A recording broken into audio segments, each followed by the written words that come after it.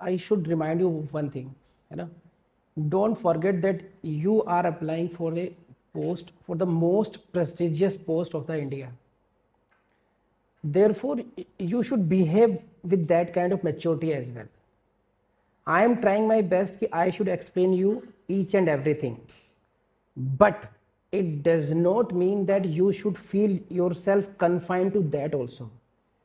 उस base पर whatever I am making base for you, you should do a little bit help to yourself as well. You should read Barrett again and again. You should also go to the textbooks as well. When you read the textbooks, you get the language. If you are constrained in the language part, so you will get the language कि how a writer explain you such things. I am trying कि मैं जितना maximum suppose कीजिए there is a 100% hurdle, तो I am trying to reduce your efforts by 75, 70, 80%, 90%, है ना? But you can't say it is 100%. You will have to give your inputs as well, whether it in your practice of the objective exam or it is a written exam of mains exam. You will have to write, you will have to solve the questions. Otherwise तो देखो अगर सब कुछ मुझ पर depend कर जाएगा तो जितने स्टूडेंट में पढ़ाने 100 के 100 निकलने चाहिए एक बार में. It means what?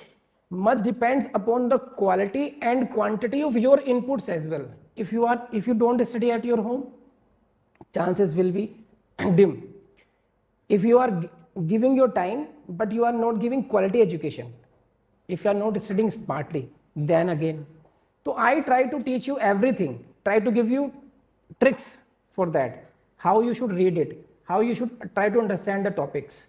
तो वो आपको खुद करना चाहिए. Secondly, suppose कीजिए book has 100 sections and I have explained you 90 or 80 sections.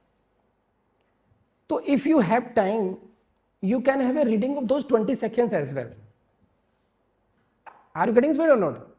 तो ये होना चाहिए आपके अंदर टेंडेंसी में. ऐसा नहीं होना चाहिए कि मैं तो कोशिश करता हूँ मैक्सिमम करने की, लेकिन ये नहीं होना चाहिए कि सर ने यहीं पे फुल स्टॉप लगा दिया तो हमने भी यहाँ फुल स्टॉप लगाना है. क्योंकि आपको जज बनना है, आपके अंदर वो एक पर्सनैलिटी होनी चाहिए कि हाँ हमें सर ने एक बेस दे दिया, हमें सर ने चलना सिखा दिया. एक तरीके से ऐसे समझिए जैसे जब आप लोगों ने साइकिल चलाना सीखा होगा तो स्टेप बाय स्टेप सीखते हैं. जो मेंटोर होता है, जो कोच होता है, साइकिल चलाना सिखाता है आपको, वो पीछे हो जाता है कई बार वो, और वो कहता है कि I am giving you support, और फिर वो चुपचाप सपोर्ट हटा लेता है पीछे से वो, and you keep on doing cycling. Hack होता नहीं होता. उसके बाद में आप कितनी स्पीड से चलाते हो, हाथ छोड़ के चलाना सीखते हो, अलग अलग एंगल से उस पर करतब दिखाना सीखते हो, वो आपकी अपनी आर्ट और अपनी प्रैक्टिस हो गई. उसी तरीके से कोचिंग है. कोचिंग ने आपको साइकिल चलाना सिखा दिया, कोचिंग ने आपको कार चलाना सिखा दिया. अब आप कहीं एक्सीडेंट करते हो तो आपको सर एक्सीडेंट से बचना सिखाया, नहीं सिखाया था, तो वो इम्पॉसिबल है ना. आपको एक मैं आपकी जो एफर्ट्स है वो रिड्यूस कर सकता हूँ. आपको वो एरियाज बता दिए, आपको जो कॉम्प्लिकेटेड चीज़ें हैं वो समझा दी, किस सर समझना चाहिए, किसी भी एक्ट को समझने का तरीका समझा दिया, बेरेक्ट को कैसे पढ़ना चाहिए वो समझा दिया. उसके बाद में आपके अंदर भी थोड़ा सा ये होना चाहिए कि हाँ हमें भी कुछ ना कुछ सेल्फ एफर्ट्स करने हैं. कहीं कोई क्वेश्चन आता है मुझसे पूछिए आप लोग, ये तो हो सकता है. तो प्लीज़ ये ध्यान रखना आप लोग, कहीं ऐसा नहीं होना चाहिए कि भी देखो 90% सर ने करा दिया, वो जो 5-10% कहीं कुछ छुपा हुआ रह भी जाता है तो उसके लिए मुझे ब्लेम आए फिर वो.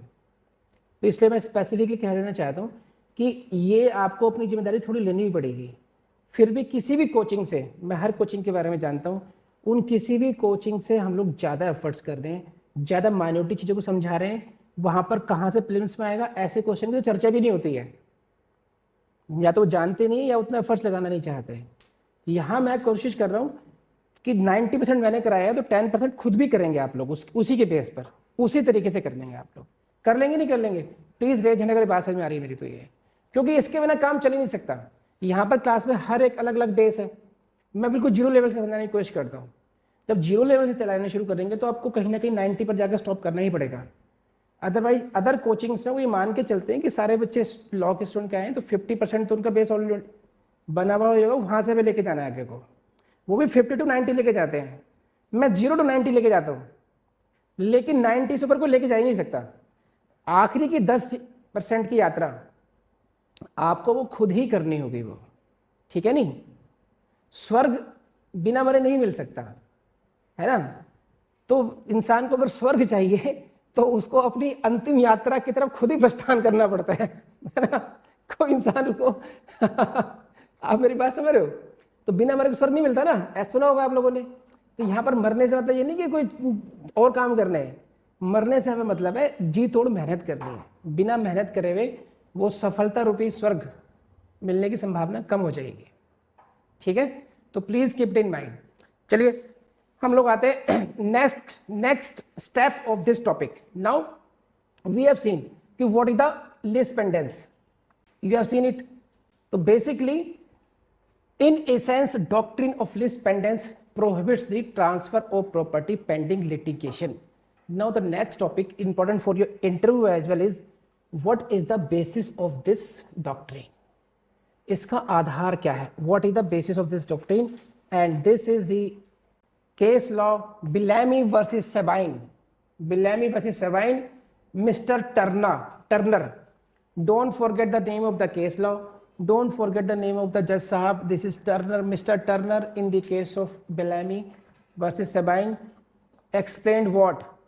Explained that the basis of lis pendens is necessity rather than actual or constructive notice. Please try to understand, very very important, very technical बात। बहुत क्या कहा इन्होंने, कौन है, मिस्टर टर्नर है।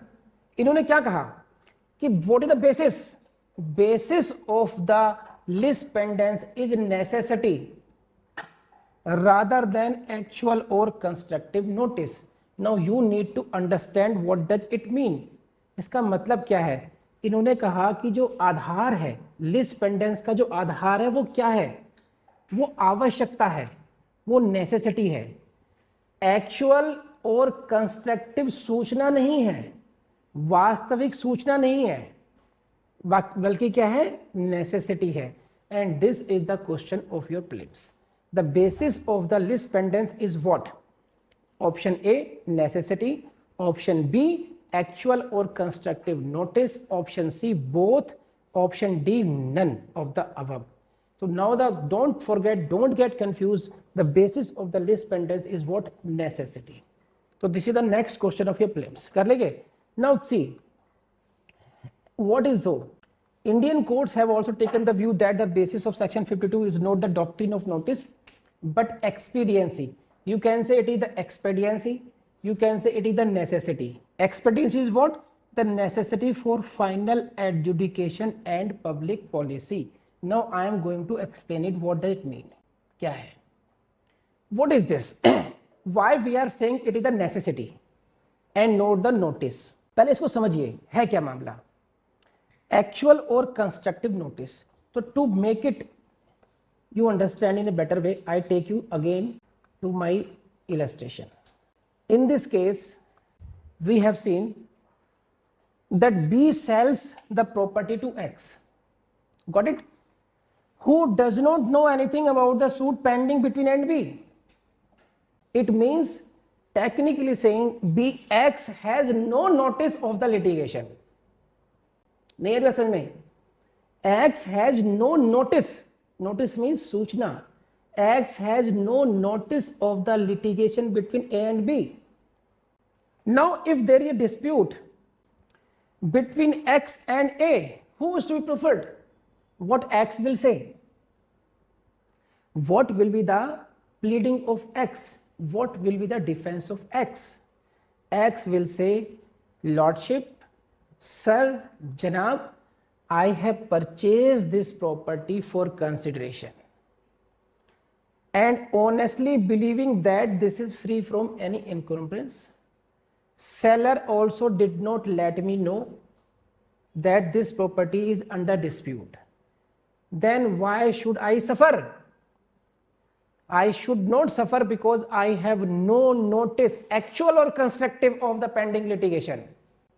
हाँ है ना, प्लीज रेज हैंड में आ गए तो this is the part, this can be the defence of x. He can say that I was not aware of the litigation.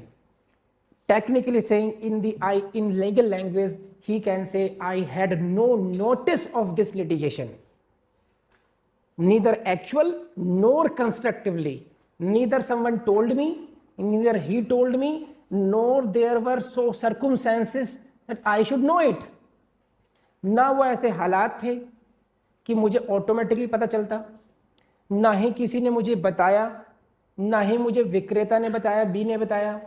तो I was quite unaware of the presence of any pending litigation, therefore I have purchased this property without any notice, nor neither there was actual notice meant expressly informed to me, nor there was a constructive notice to me, means circumstances were not so that from those circumstances you can conclude that I must know it. For example, if I am the buyer, if X is the brother of A, younger brother of A, तो उसके बारे में ये माना जा सकता है कि भाई तुम सगे भाई हो, सेम घर में रहते हो, तुम्हें पता नहीं होगा। यू मस्ट बी अवेयर कि पेंडिंग लिटिगेशन पेंडिंग, तो at least constructively it must be in your notice. If you are saying कि someone did not tell you, but it can be assumed that you must be aware of the pending litigation, उसे कहते हैं constructive notice. Actual और constructive notice means actual notice कब माना जाएगा? When someone told you कि this is the situation. Actual notice वास्तविक रूप से सूचना मिल गई आपको। कंस्ट्रक्टिव नोटिस का मतलब है कि someone did not let you know Inn Express terms, but it can B constructive. It ये माना जा सकता है, एज्यूम किया सकता है कि ऐसा हुआ होगा। For example, if you are living in the same house, if you are younger brother और if you are close relative, if you live in the same vicinity, you must be aware at least. So X is saying that I was not aware actually or constructively, I have no actual or constructive notice, therefore this property belongs to me. Got it or not? No, but what the lis pendens says, no. The basis of this lis pendens is what? Necessity rather than actual or constructive notice. And what is the requirement? This. For administration of justice, it is necessary. न्याय के प्रशासन के लिए यह आवश्यक है that litigants should not be allowed to take decisions themselves and transfer the disputed property, and there should be an end of the matter. I repeat it from here. If for the administration of justice, it is necessary that litigants should not be allowed to take decision themselves and transfer the disputed property. Why? Because there should be an end of litigation. See, otherwise क्या होगा? I give you one term, successive transfers will be allowed. Without any rule prohibiting transfer, all suits regarding property would be rendered meaningless by successive alienations. Please keep it in mind, use this word, meaningless by successive alienations. Successive मतलब एक के बाद एक, alienation means transfers. For how? This. If we don't stop it, see this. There is a dispute between A and B. During pendency, B transferred to X. Now there will be a dispute between A and X. Now during the pendency of between A and X, X may transfer it to B again, then A will have to fight with B. Then there can be an endless there will be no end of litigation. You will keep on transferring the property. So where the litigation will end with regard to that property? So this is the necessity for the administration of justice. That is why they have used very important, you can say very beautiful phrase. This is what? All suits regarding specific property would be rendered meaningless by successive alienations, making it almost impracticable for any person to settle his rights in property through the process of law. कोई भी इंसान अपने rights को logical and तक ले ही नहीं जा पाएगा। एक सूट शुरू हुआ, फिर ट्रांसफर हो गई प्रॉपर्टी, है ना? तो फिर ये प्रक्रिया जो है to get the justice through litigation, that will become meaningless, and therefore it is in the interest of the justice. ये नेसेसिटी है, ये आवश्यकता है, ये क्रूर हो सकती है एक्स के प्रति who purchase the property, but this is the necessity, and therefore they have said this, the basis of lis pendens is the necessity rather than actual और constructive notice. Please raise hand अगर ये बात समझ में आ गई तो आपको, है ना, कि नेसेसिटी है, समझ में आई बात। And in this regard you should note down the case law Rajendra Singh versus Santa Singh. Supreme Court has said that doctrine of lis pendens is intended to strike at attempts by parties to curtail jurisdiction of the court by private dealings. So this is in which case it was held. In which case it was held that doctrine of lis pendens is intended to strike at attempts by parties to suit to curtail the jurisdiction. इसको हिंदी में समझाया था मैं। What is this? इन्होंने कहा, इस case में कहा, माननीय सुप्रीम कोर्ट ने कहा कि डॉक्ट्रिन ऑफ लिस पेंडेंस जो पार्टीज के उन प्रयासों पर प्रहार करती है कि जिन प्रयासों से वो कोर्ट के जुरिस्डिक्शन को कर्टेल करते हैं। Because if you are transferring the property it means you are hitting at the jurisdiction of the court now. तो basically lis pendens try to squeeze, try to curtail your attempts as a party. तो this is the case of Rajendra Singh versus Santa Singh. कर लीजिएगा इसको आप लोग, बोलो हाँ ना, प्लीज रेज हैंड अगर बात समझ में आ गई तो till then I have explained your meaning of lis pendens. Section 52 को मैंने पढ़ाया, बेसिस हम लोग डिस्कस कर चुके हैं। Now we will deal all the necessary elements one by one in detail. तो प्रभु कर ली क्लास, लेकिन क्लास करने से अगर कोई जज बन जाए ना तो हिंदुस्तान के सारे लोग जज बन जाएंगे, ये बात ध्यान रखना। इससे आगे बढ़ते हैं, नोट्स बना लें आप बहुत अच्छे, क्या उससे जज बन जाएंगे? तब भी जज नहीं बनेंगे। जज आप तब बनेंगे जब अभी अगर मैं चुटकी बजाऊंगा तो चुटकी बजाते ही आपको 2 का टेबल सुनाना है। जैसे 2 एकम 2, 2 3 4, 2 3 6, 2 चौका 8, 2 5 10, 2 छक्का 12, 2 7 14, 2 8 16, 2 9 18, 2 10 20, खत्म। गायत्री मंत्र सुनाओ, ओम भूर्भुवः स्वः तत्सवितुर्वरेण्यं भर्गो देवस्य धीमहि धियो न प्रचोदयात्, विद इन 10 सेकेंड्स। ना मुझे लगा कि आई नीड रिवीजन, और आई एम श्योर आपको भी रिवीजन की जरूरत नहीं पड़ी होगी। तो क्या अगर मैं आपसे कहूँ कि सेक्शन 3 सुनाइए ऐसा, सेक्शन 4 सुनाइए ऐसा, सेक्शन 5 सुनाइए इस तरीके से, तो क्या आप गायत्री मंत्र की तरह से या 2 के टेबल की तरह सुना सकते हैं या नहीं? जिस दिन आपकी चुटकी बज जाए, जिस दिन आप ये सुना पाओ उस तरीके से, आप ये समझ लेना कि दुनिया की कोई ताकत आपको जज बनने से रोक नहीं सकती है। यही मेरा कहना है, और उसी तरीके से आगे बढ़ते रहिएगा। हाँ, बस कहीं पर भी किसी पॉइंट पर अपनी जर्नी को रोकना नहीं है, कॉन्फिडेंस लो नहीं करना है। और यूट्यूब के साथ आप कंबाइन करिए हमारे विधि जुडिशियल एकेडमी के ऐप को, वहाँ के जो डिफरेंट छोटे छोटे कोर्सेज हैं उनको जरूर एक्सप्लोर कीजिएगा। हाँ, अगर आपको ऐसा लगता हो, बहुत से स्टूडेंट का हमारे पास फ़ोन आया है कि सर यूट्यूब पर बहुत डिस्ट्रैक्शन हो जाता है, पढ़ने बैठते हैं लेकिन हम चले जाते हैं रील्स में। तो ये जो जितने भी वीडियो क्लासेस हैं ये सारी और अच्छे तरीके से ऑर्गेनाइज्ड वे में हमारे कोर्स पे भी अवेलेबल है, और उसकी फ़ीस भी हम लोगों ने लगभग फ्री ही रखी है, उसमें केवल मेंटेनेंस कॉस्ट ऐड की है ऐसे स्टूडेंट्स के लिए जिनको यूट्यूब पे नहीं पढ़ना है लेकिन बहुत पैसा खर्च करने की स्थिति में नहीं भी है। तो 3 इयर्स का कोर्स है, बहुत मार्जिनल फीस में। हमारे सभी कोर्सेज की फ़ीस बहुत कम रखी है, बिकॉज हम हैं स्टूडेंट की हेल्पिंग नेचर के लोग, और हम वही कर रहे हैं। तो इसलिए आप ऐप पर जाइए और vidhijudical.com विधि जुडिशियल एकेडमी की वेबसाइट पर भी एक्सप्लोर कीजिए, आपको बहुत कुछ ऐसा मिल जाएगा। यूट्यूब, वेबसाइट और हमारे ऐप, इन तीनों के कॉम्बिनेशन अगर आपने देख लिया तो आप ज़िंदगी में खुद से कभी ये बहाना नहीं दे पाएंगे कि ओ मैं तो जज बन जाता, मुझे तो कोई ऐसी अपॉर्चुनिटी नहीं मिली, मेरे पास पैसे नहीं थे, मेरे पास टाइम नहीं था। बहाने नहीं बनेंगे, आप ज़िंदगी भर कोसोगे खुद को कि सब कुछ था। विजयन सर समझाते समझाते थक गए, यूट्यूब पे सब कुछ दिया था, बहुत नॉमिनल फीस पर नोट्स, बहुत नॉमिनल फीस पर टेस्ट पेपर, दुनिया भर की चीज़ें प्रोवाइड कराई थी, मैंने ही पढ़ाई नहीं की। बस अगर आप इस रिग्रेट से बचना चाहते हैं तो पढ़ाई शुरू कर दीजिए अच्छे तरीके से, ठीक है, कर लेंगे आप लोग। चलिए अब शुरू हो जाइए, नेक्स्ट वीडियो को जाइए फटाफट।